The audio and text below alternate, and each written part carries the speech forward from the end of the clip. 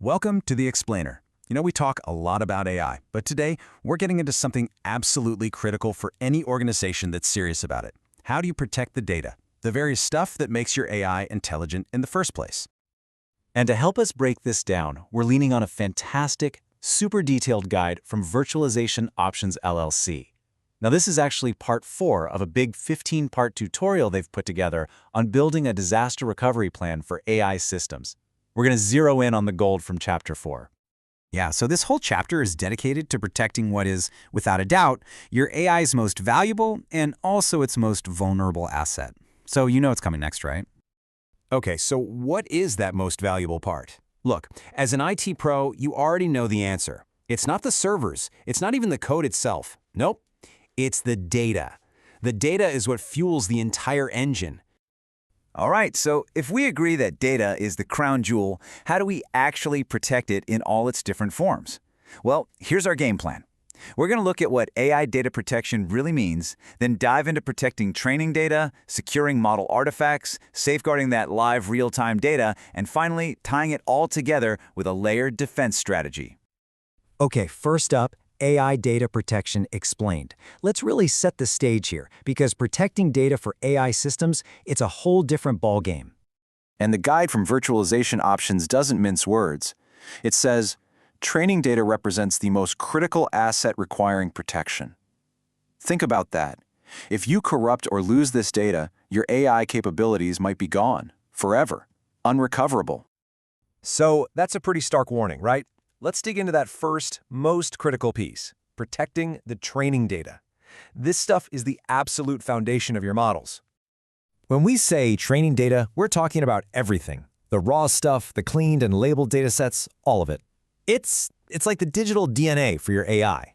It's where every single bit of its intelligence comes from.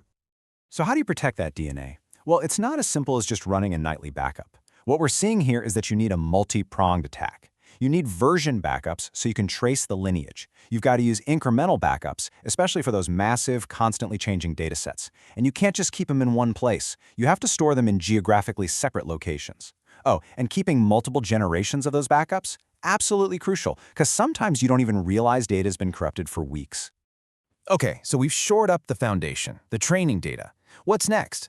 Well, now we have to protect the blueprints that were built from that data. We're talking about securing your model artifacts. And what are model artifacts? Think of them as the finished product of all that training. It's the model weights, the architecture, the configurations, basically the AI's brain. This is a massive investment. It's your intellectual property, right there. So, the protection methods here are all about one thing: being able to perfectly reproduce and roll back your model. You need a dedicated model registry that guarantees versions can't be changed. You have to preserve the entire lineage, which model came from which data and which code. And of course, automated daily backups of that registry are a must. The guide even suggests storing these artifacts in multiple formats. Why? To avoid getting locked into a single tool. Smart. All right, moving on.